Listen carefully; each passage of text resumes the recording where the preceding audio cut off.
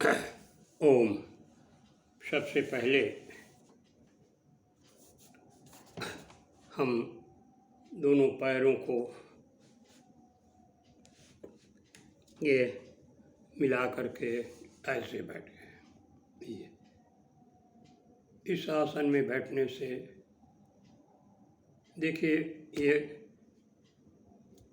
घुटने सब मिले हैं, जुड़े हैं और हथेलियाँ भी हैं ये। फिर हम ऐसे दाढ़ी रख लिया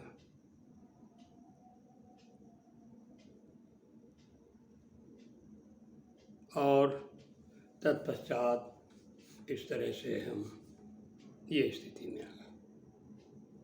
दूसरे हाथ को फिर मोड़ करके इस तरह से बगल में तिर्यक हमने कर लिया।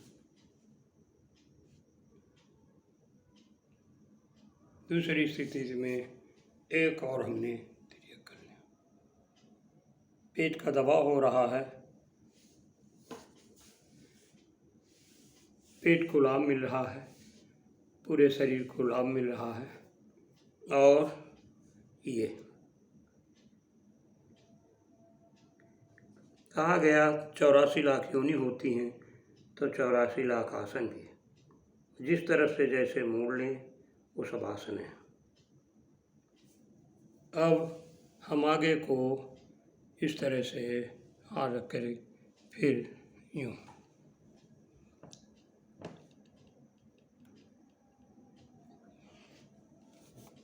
आइए बंधुओं, अब हम सुखासन में बैठ कर के थोड़ा गीता के महात्म का परिचय दे रहे हैं, अर्थात पढ़ रहे हैं।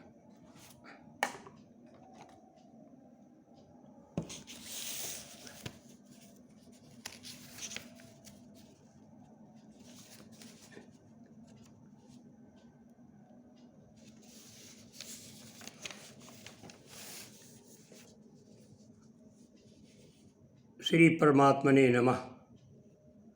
अथ श्रीमद्भगवद गीता महात्म्यम। गीता शास्त्रम पुण्यम यः पठेत प्रयात पुनः।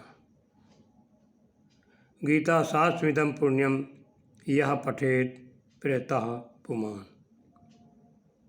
विष्णोः पद्मं वाप्नोति भयशोकादिवर्जित।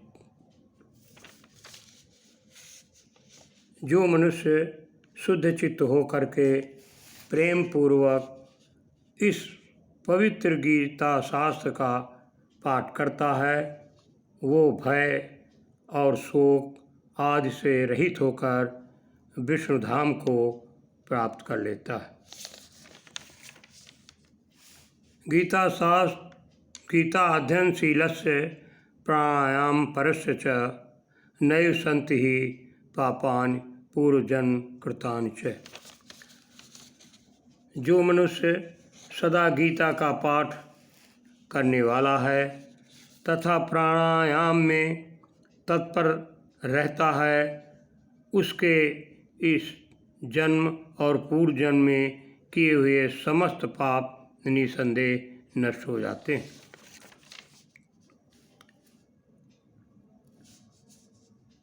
मल निर्मोचनम पुंसाम जल स्नानम दिने दिने सकृत गीताम्भसि स्नानम संसार मलनाशनम। जल में प्रतिदिन किया हुआ स्नान मनुष्यों को केवल शारीरिक मल का नाश करता है, परंतु गीता ज्ञान रूप जल में एक बार भी किया हुआ स्नान संसार मल को नष्ट करने वाला है। यह स्वयं पद्मनाभस्य मुख पद्माद्भिनिहिता भारतामृतं सर्वस्वं विष्णोर्वक्त्रादिनिहितम्। जो साक्षात कमलनाभ भगवान विष्णु के मुख कमल से प्रकट हुई है, उस गीता का ही भली भांति ज्ञान अर्थ सहित स्वाध्याय करना चाहिए। अन्य शास्त्रों के विस्तार से क्या प्रयोजन है। गीता गंगोदकम पीत्वा पुनर्जन्म न विद्यते। सर्वोपनिषदो गावो दोग्धा गोपाल नंदना। जो महाभारत का अमृतोपम सार है तथा जो भगवान श्री कृष्ण के मुख से प्रकट हुआ है, उस गीता रूप गंगा जल को पी लेने पर गीता रूप गंगा जल को पी लेने पर पुनः इस संसार में जन्म नहीं लेना पड़ता। सर्वोपनिषदो गावो दोग्धा गोपाल नंदना।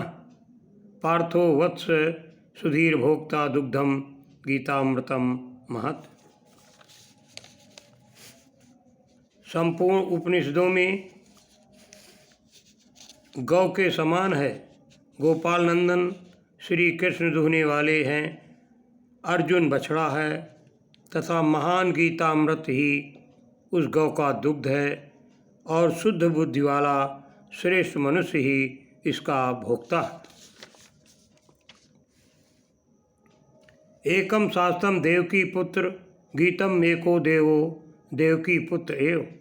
एको मंत्र तस्य नामानि यानि कर्मापि एकम तस्य देवस्य सेवा।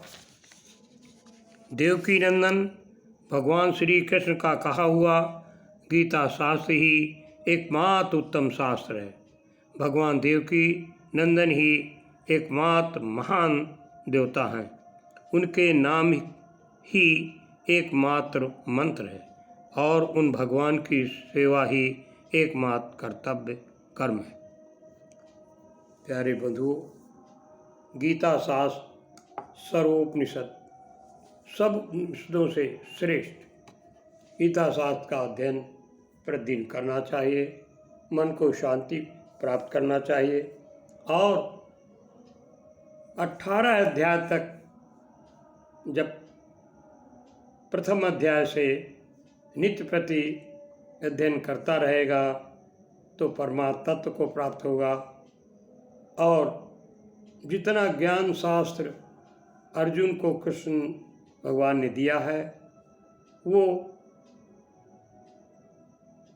पूरा शास्त्र अपने को आध्यात्मिक चिंतन में आएगा और जीव को उपार्जन के लिए मनुष्य में एक आत्मनिष्ठा बनेगी, सत्यनिष्ठा बनेगी, सज्जनता बढ़ेगी, मानवता बढ़ेगी, द्वंद्वों से वो दूर होगा। इसलिए गीता शास्त्र का महात्म्य पढ़ना चाहिए और प्रतिदिन हर अध्याय पहले अध्याय से लेकर के 10-12 श्लोक का अध्ययन करना चाहिए, पढ़ना चाहिए, अर्थ सहित उसको समझना चाहिए। जब वो अर्थ सही समझेगा तो उसको आत्म शांति मिलेगी, भवसागरों से दूर रहेगा। ओम इति।